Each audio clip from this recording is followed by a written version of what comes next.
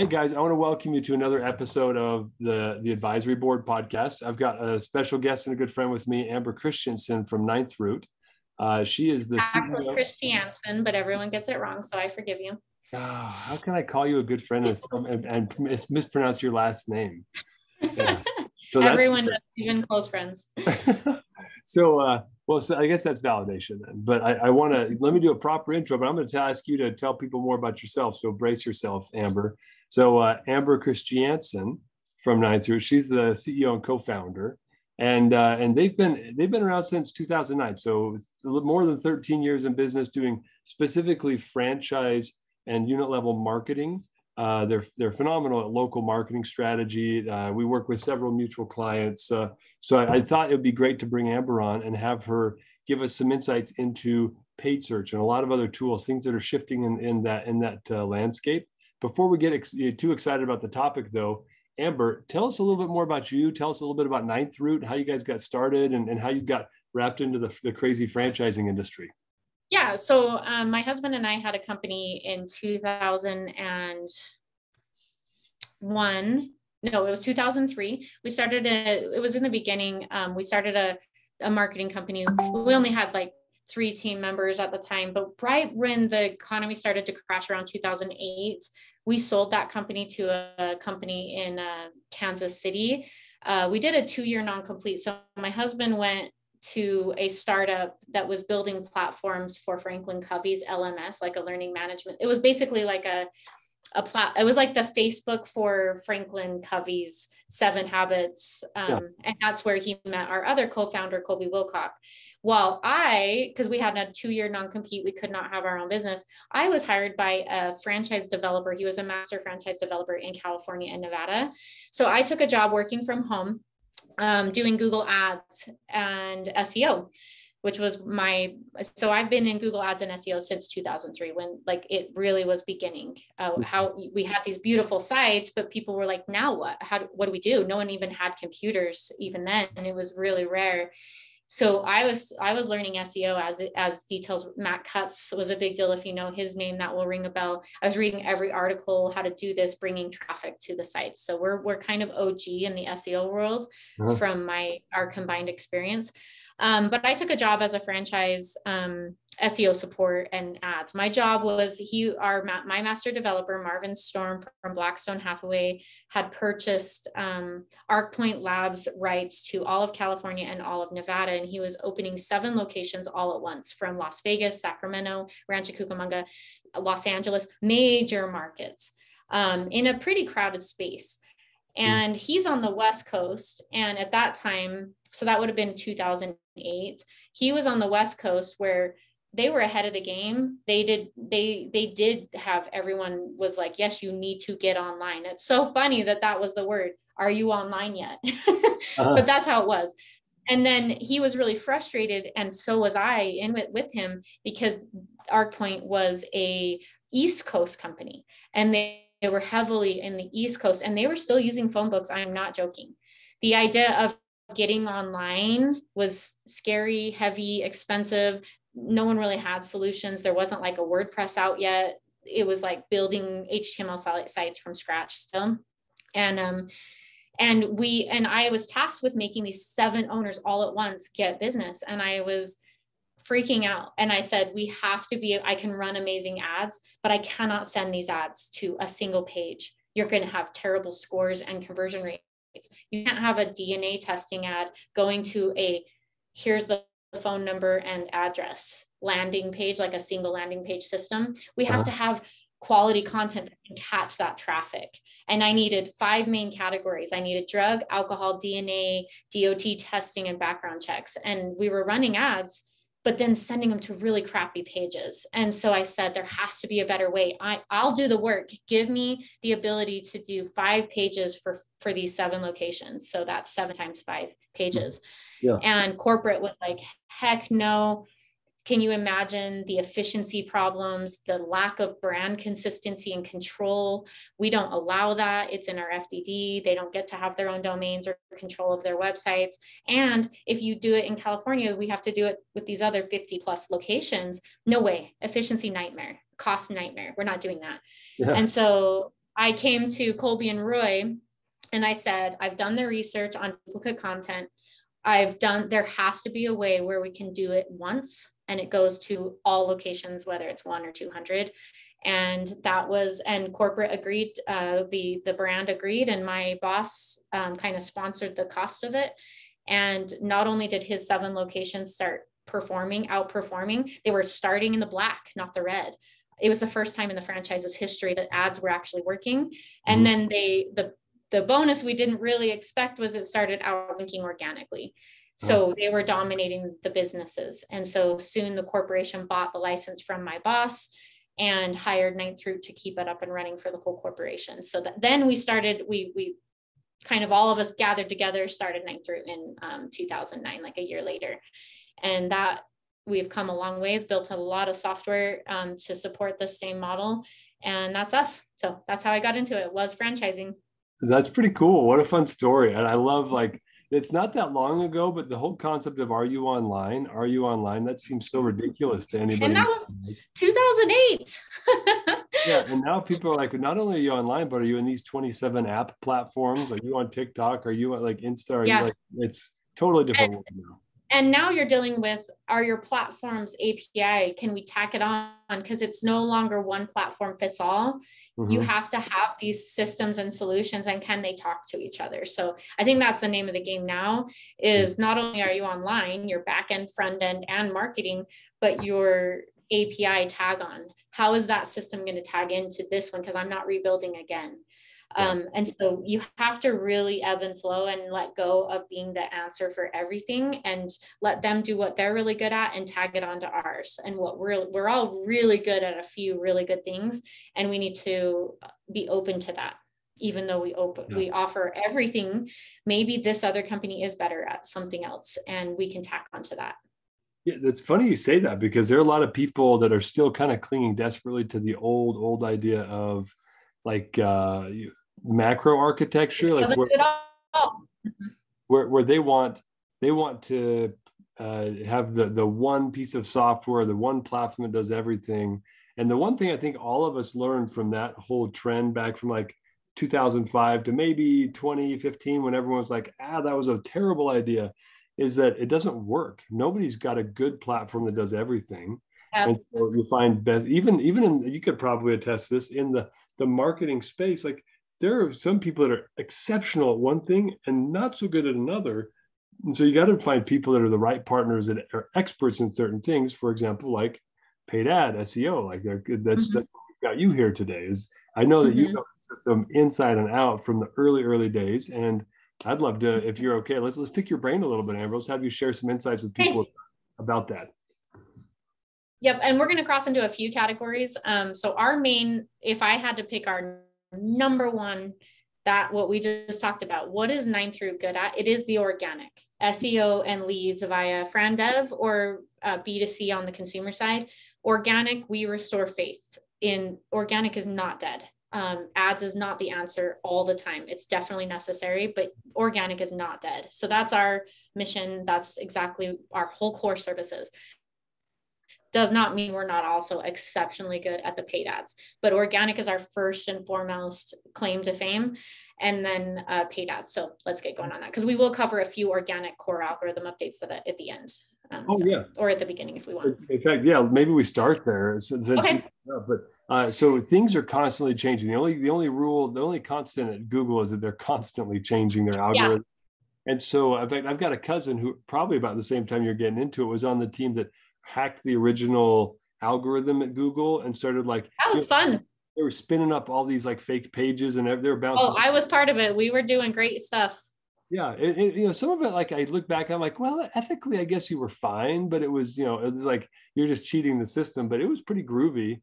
Talk to us about the most recent changes, because some of these things really impact businesses and they're not aware of them. So please share. Yeah. So like Panda was the first big one in 2016 that destroyed entire industries.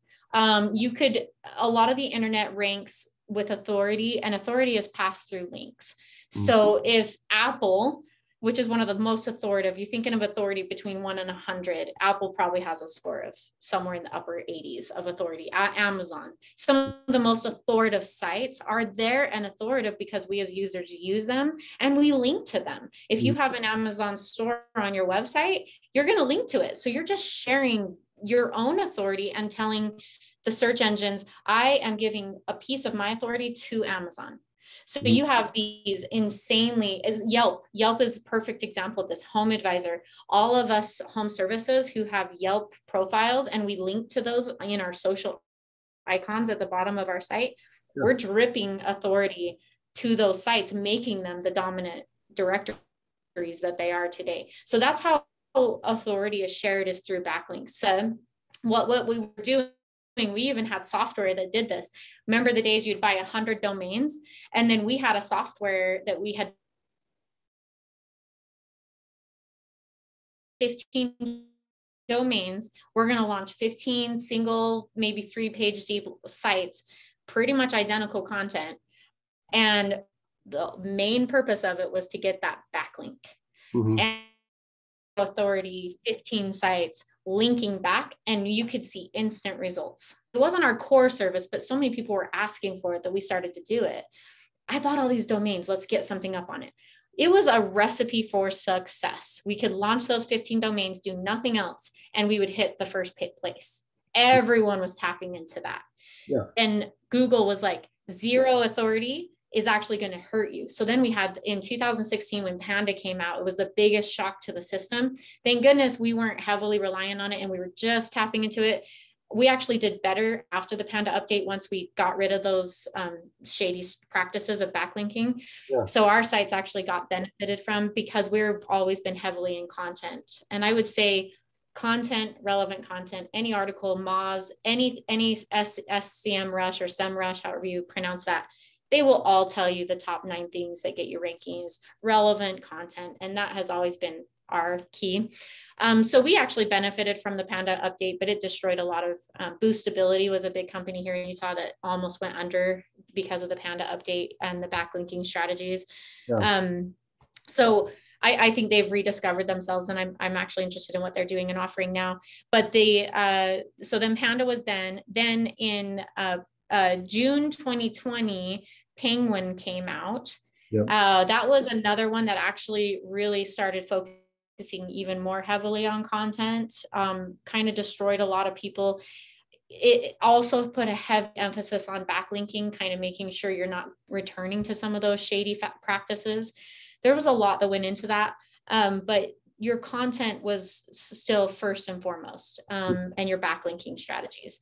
Then in just barely October 2021 came out with the last one. I forget what it's called. I don't know if they gave it an official name, but that one was really, really interesting, because not only was it saying have relevant content, but it was basically saying you can't just take one keyword. Let's say the keyword is pest control near me. That's the #1 keyword. And you could have had 25 pages on each of your location sites that said pest control near me, or pest control near me in Omaha. And you've kind of broken some grammar rules to get the word near me in, because that was the big push, was near me. Everyone wants to rank for, because they have the highest volume. Everyone, pest control near me. That is the #1 over the word pest control. They're typing in pest control near me. So all of us SEO people fighting with our content editor in chiefs, like, that's not grammatically correct. And basically they were right. And if you think of it that way, talk to an expert writer, make them break their grammar rules to put near me in, and Google punished us for it. So we were doing what Google was liking. And then this recent update was grammar rules, first of all. So we've been stripping all of our sites of the words near me, because Google is smart enough to know via your schema are data points in the back end of your site telling Google where you're located. Via your terms, pest control in Omaha, you do not need to break grammar. The word in Omaha is taking care of you. So thank goodness I had such a fun time with our content editor in chief and her junior editor in chief, and being like, here we go, guys, you're going to get what you've always wanted. we're never going to write for near me again. And they were just like, finally, Google is agreeing with us. So it's about grammar and correct, first of all. The second biggest thing we saw with that one was the structuring of your content. So you would take the term pest control near me, and you would figure out ways to write it 15 different ways that had all the variations. So you would write best pest control, highest rated pest control, and you'd have a whole page just for best and highest rated. Then you'd have another page for local, was a big one. That was kind of a secondary term you would tag on to pest control. And basically what this new algorithm came out with is you need to restructure your content, which sounds terrifying, but luckily we already started doing it because we were hearing hints of this.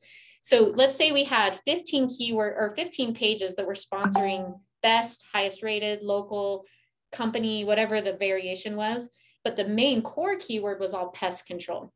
So Google's saying you're spreading butter too thin across the toast.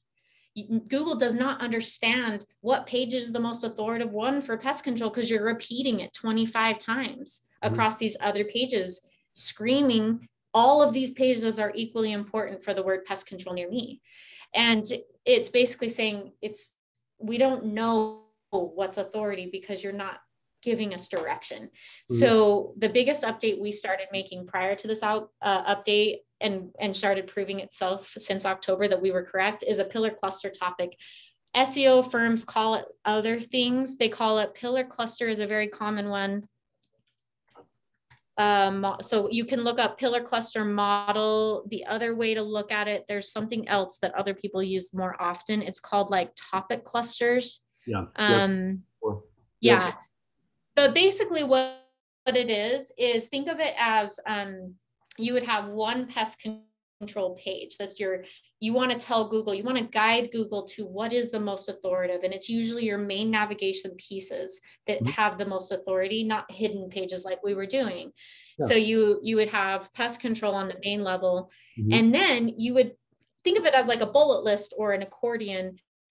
You might have ant or spider pest control, something that does deserve its own break off into a cluster topic. You might summarize it in a list, but then because it's its own special version of pest control, it deserves it. So think grammatically correct and think logically correct. And then you'll do well in the new update. So we would break off a spider pest control page, and sometimes spider would go into its own mini clusters of, or ants is a better one, red ants. So you can start breaking into the ant, but you start at pest control, and then you go to ant, and then you go to fire ant. And you tell Google the structure through the pillar cluster topic model, and you guide them instead of this, hey, all of these pages seem equally important. We don't know what to do. We don't know what one is the most important. And you might have seen that when you were with your advertising agencies and you're being like, why is the ant page showing up when I type in general pest control? And it's because we were fighting for equality. The ant page isn't equal, but for some reason, Google is confused. And so you want it to go with that authoritative heavy and then breaking down read more additional topics and remove those repetitive, we call it keyword cannibalization. You need to uncannibalize your keywords and really structure them in a good content plan. We ended up rewriting pretty much all the content on all of our sites. We had big plans to decannibalize. Where's this page going to go? It's taking a lot of 301 redirect. Where does this old page that was a best pest control near me page, it now needs to 301 redirect. There's a lot that goes into it, so don't take it lightly. But that's the core update. The two that I would say is the content and the I can't remember what the second one. I did a big huge thing on it, but the first part of what I was talking about. Yeah, that's awesome. Well, yeah, we talked. There are a number of things there. I mean, key things that I'm hearing. I mean, obviously backlinking is not unimportant, but it's huge. So yeah, content and content relevance seems like it's becoming more and more and more the focus. And so the whole pillar. That was it. Go ahead and remove those near me's. You don't need it anymore. Back it up with good schema. Make sure the in Omaha is still in your visible content to customers, but make sure you've got that schema in the back end telling Google I am at this geocode. So that if you're an Omaha business, You could even have no Omaha in your content, and Google can read that you are an Omaha business with some schema code. So near me is out.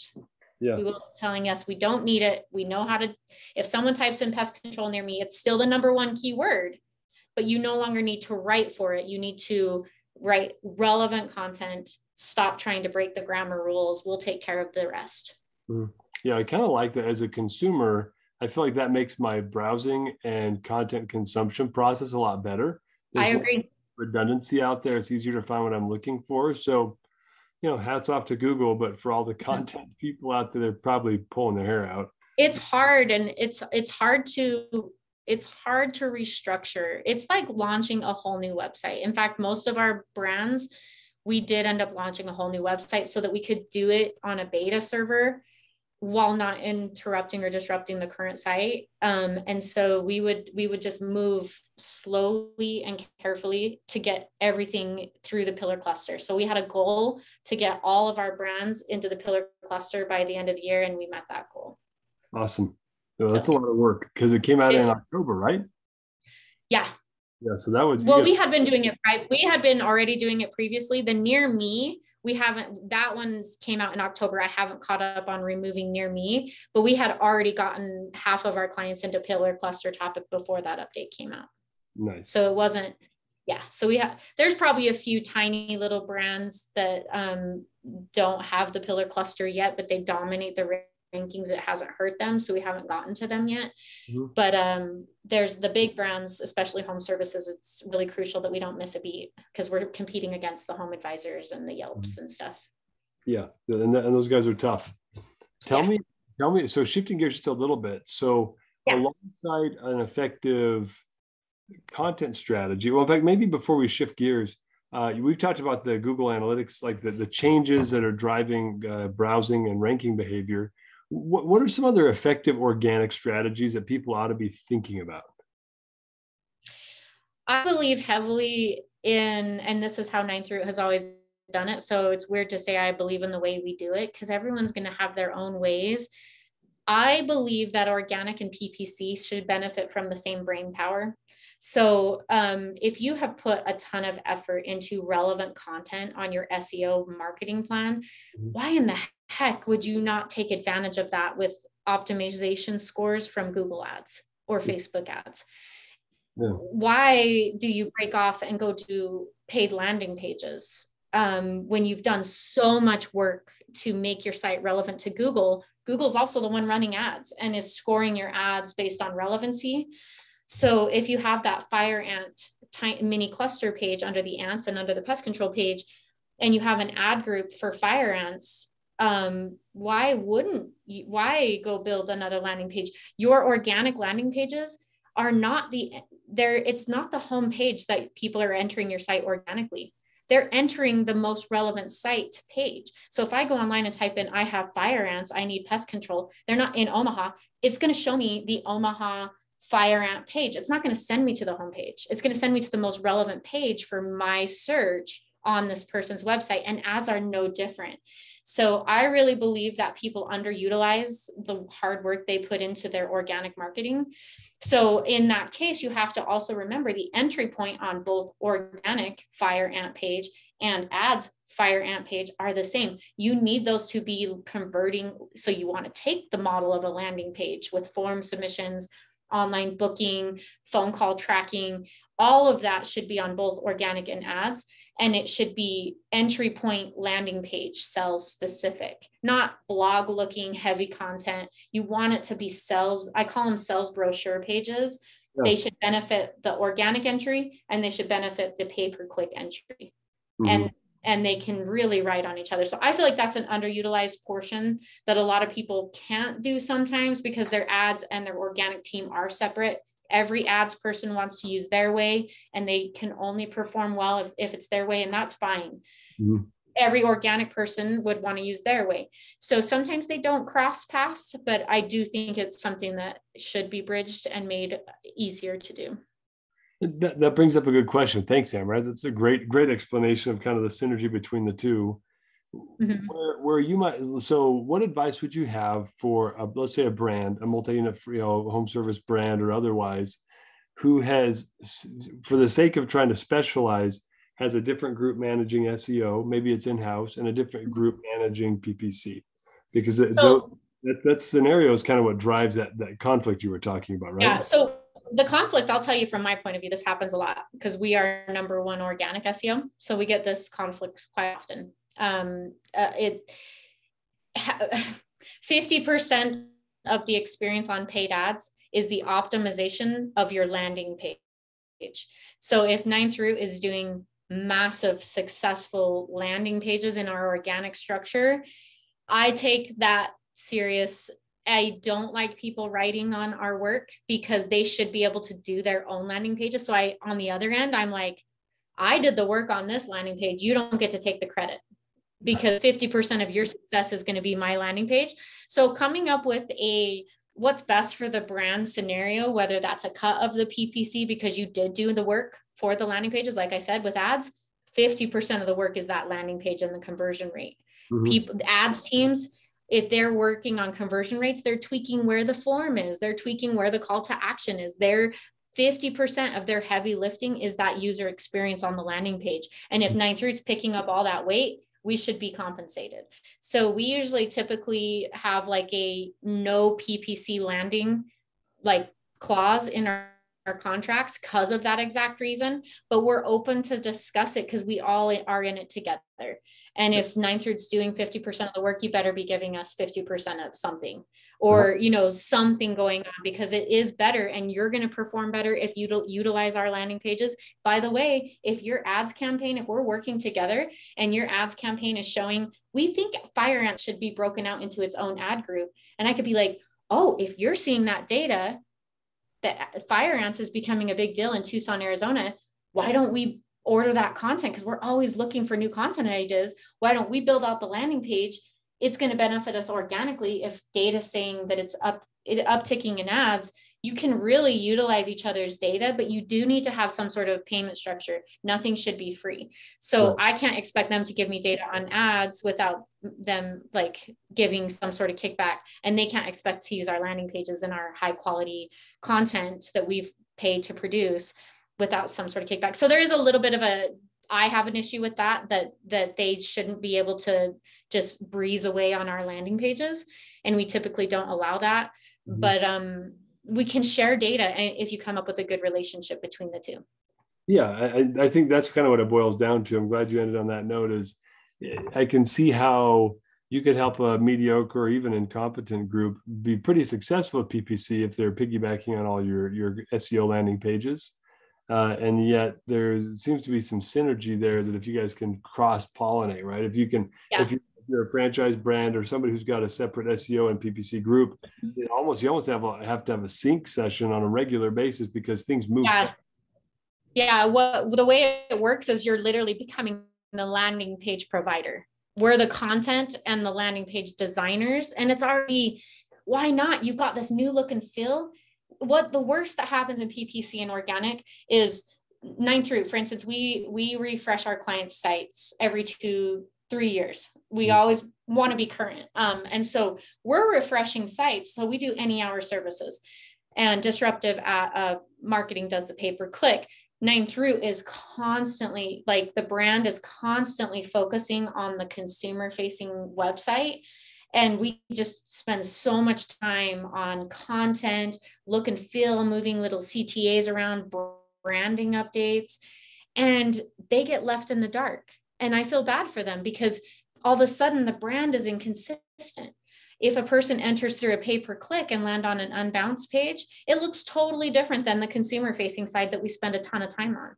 Yeah. So if you can come up with a way where your SEO marketing company, you have the most recent assets, you have the most recent, the consumer facing website has the most recent all the time.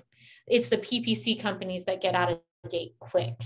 And so if you can come up with a relationship where you become the grunt workers for the PPC company, they don't need to use their landing pages, they can use yours, and you work together on conversion codes and stuff like that, they're going to benefit. Their ads are going to work better because they'll have up-to-date assets. I mean, we're talking logos that will stay out of date for years because they have to go, they weren't informed that a new logo got pushed. And so with that, if you can benefit from your consumer side and have it be your PPC landing page, it's going to work better for everyone in the brand overall. That's a huge takeaway. I just want to make sure everyone is paying attention to that bullet, because I've seen this before where there's conflict across the two and didn't realize the depth of it. But that was a great overview of how do you make sure you keep them in sync? How do you make sure that your SEO provider, if it's not in-house, is benefiting from the value they're providing to essentially the PPC provider, or make it the same person, or make sure they're having regular syncs, so that and if you do updates that are brand related, make sure that not just the SEO guys, but the PPC guys are getting those updates so that they can stay consistent with the messaging and the visuals. Yeah. So essentially what's happening is you have the marketing manager who is way overworked and can barely focus. He's meeting with both of you once a month or every week or whatever it is. If you have the marketing manager, he's heavily focused on front facing, which is consumer organic website functionality. So he's taught the space they have in their brains to just give it to the regular website people. They have an immense challenge in front of them. And then like to imagine that pay-per-click company is even going to come close to getting the same brain dump that the organic side is getting, it's just not happening. So what we need to have happen in the industry is some sort of that PPC company recontracting back the production of the landing page to the SEO company. That's going to solve that disconnect of the, it's like just we share the brand, but let's take the heavy lifting off the grunt work you're doing, building unbound landing pages, and just contract it back to us. And we become your grunt workers, because it's going to benefit us on the organic side too, the shared data. So that's what I think needs to happen. There's just too much disconnect. I've heard it before for years. Oh, that's still out of date. Oh, that's still out of date. They don't have time to go to, they're too worried about cost per click and conversion rates. They're not thinking about the coupons and having them always up to date, and the offers and all the things that we spend so much time on a consumer side.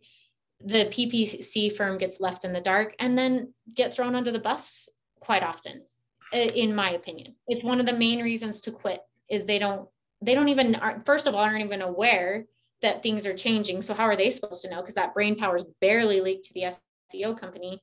How are they going to get it? And then you kind of just get mad, throw your hands up and switch PPC companies fast. So if there was a more synergy between the trifecta of the three, I think the marketing manager talking to the website company, also talking to these guys, but then they recontract back. That's how I think it should go. That's actually really cool. I hadn't thought of that before. Yeah, that's kind of how we do it. I mean, I'm not saying anyone's really bought into it yet. Everyone kind of like, I'm this and I do it my way and you do it your way, and we don't talk. Yeah. So, well, because a lot of times there's overlap, right? Like you guys do PPC, they might do SEO, but they've been selected for your specialties. And so it almost, I think it's just, a couple of people posturing in the same sandbox. And we, just like the consumer or your franchise organizations, need to kind of accept what we talked about in the beginning, that no longer is a solution an all-in-one at all times. It's great when it can do a lot, or the majority. You might use Ninth Root for your reviews management, but we might not be better than someone else who dominates in review management and reputation management. We offer it because they do want to keep it in-house, but it's not our number one shining star thing. Social media management, we do it. It's part of our line items and we do a good job in it, but I don't think we're the best at it. And so I think brands need to get comfortable with these agencies interacting, and us agencies need to get comfortable that we might not be the best fit. And we are all in this together for the brand, because when the brand succeeds, all of our agencies succeed. Right. So sorry. I can cancel that notification. Oh, thanks. No worries at all. Well, I know we're let's shift gears and maybe wrap on this, the paid ad, and as kind of a topic, because we've been mostly focused on SEO, but now we're kind of blending the two together. And now let's transition to the other side.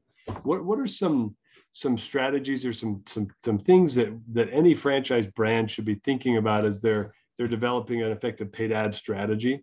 And let's also, maybe we do this in the context of like, what are the questions you should be asking your paid ads team? Yeah, if you can just take down some notes from this podcast, I won't go too deep. wait on them to come up with the answer so we don't overwhelm people with the podcast. But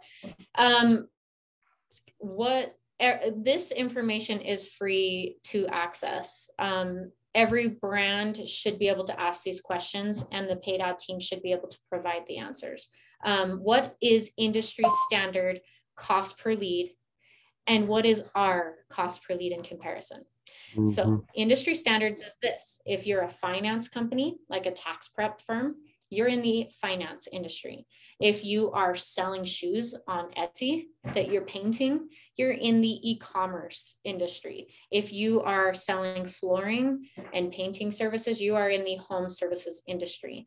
So what is industry standard for your industry, and what is our, industry standard cost per lead currently, and what is our cost per lead in comparison? I think that's a fair thing to ask your pay-per-click company. And a lot of people don't realize that that data is out there, and Google freely gives it. The same question would go to conversion rates. So there is an industry average, not standard. I should have said the word average. Industry average, not standard. Industry averages you want to hit for your industry. For instance, conversion rate is how many people clicked your ads and how many of those clicks turned into a lead or a purchase. So conversion rate, there are industry averages. E-commerce industry average is between 2 and 3%, meaning for shopping, you get a lot of low click costs, but out of all those thousands of people, only 3% are converting into a sell. That's pretty common for e-commerce. If you get above 3%, you're killing it in e-commerce types. Industry average for home services is 7.5% conversion rates. So you want to ask your paid ads company, what is industry average currently for my industry, and how do I compare on both conversion rates and cost per lead? So I think that's a really important one. The next one that I think is huge, that you might not be the most important brand that your ad agency has. I'm also guilty of this for some smaller brands. I kind of go for the big ones first that are our revenue generating brands. They will get the most attention on this. So put yourself out there and be the squeaky wheel a little bit. Ask if you're running Performance Max for my brand yet. Performance Max is brand new. Anyone that says they've mastered it is fibbing. Every agency is dealing with this new campaign type in Google Ads. It's called Performance Max. And is your agency testing it out on your brand? Because we've found amazing success with 80% of the brands we've turned it on. Some brands we can't quite figure out the recipe, but at least we're trying. And so Performance Max, what you want to do is Performance Max, I like to explain it to people like search ads on Google are very text heavy. It's a text ad. Sometimes you'll have some image extensions visually, and you can do some responsive search ads that allow Google AI to kind of design the ad with this group of headlines. We'll pick 3, or this group of descriptions, and you kind of let them automate those responsive ads, but they're still text heavy for the majority. Yeah. Performance Max is basically the best of search ads, which is those text heavy ads, and network display. Okay. So you used to have to run Google ads in the Google ads, and image ads in the image ads, and network display, meaning your ads would reach other people's websites visually. You'd have like a rec and a horizontal one. Performance Max, and it was really hard to do. We do a lot of services, so we didn't get into network display very often. We would with some of our restaurant brands, awareness campaigns now opening, but we didn't do a ton. But Performance Max is amazing because it includes you basically you fill out this template, 20 images, 20 videos, 20 logos if you have them, asset groups. You basically are building headlines, descriptions, search extensions. You basically like fill out this till you get a score of excellent.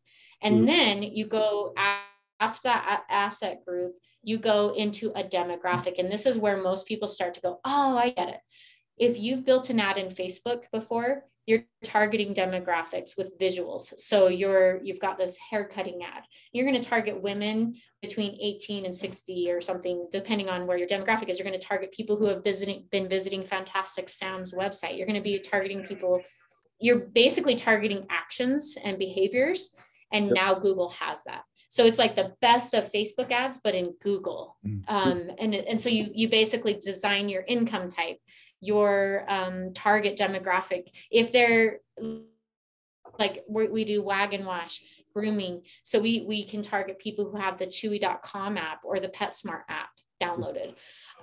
So you can go into this really fun area of targeting demographics and then let Google's AI build off of that asset group, whether it's that video or that picture of that dog or whatever.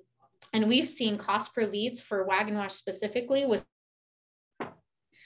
responsive search ads. We were doing like a $5 cost per lead. With Performance Max, we're doing $1.30 per lead. It is phenomenal because we're letting Google's AI, I feel like Google fixed it because network display was hard to use. It was complicated.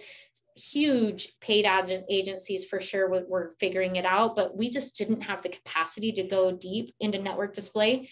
But with Performance Max, it is simple, user-friendly, and it gets you into search, display, meaning other people's websites, discover, Google Maps. It puts you in maps at a better rate with images, Gmail.